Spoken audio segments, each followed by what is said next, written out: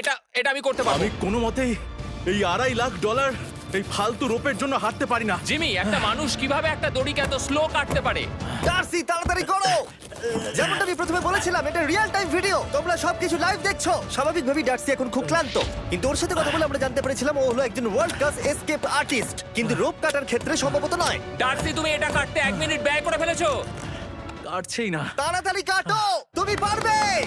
বন্ধু, তোমাকে দড়িটা আরো তাড়াতাড়ি কাটতে হবে। ও মাই গড!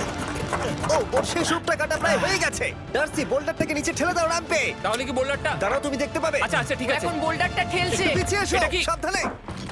ও, ঠিক আছে, এগিয়ে যাও। মানে ডার্সি, তাড়াতাড়ি ওই সিলিংয়ের রোপটাকে খোলো আর তাড়াতাড়ি ওটাকে প্যান্টের সাথে ভালোভাবে আটকে নাও। নিশ্চিত হয়ে নিও ওটা ঠিকভাবে আটকেছে কিনা। ওকে কি করতে হবে? ঠিক আছে, এবার লাফ মারো আর পরের ফ্লোরে লাথি মেরে ঢুকে পড়ো। ঠিক আছে, দেখো এবার। কি দেখবো?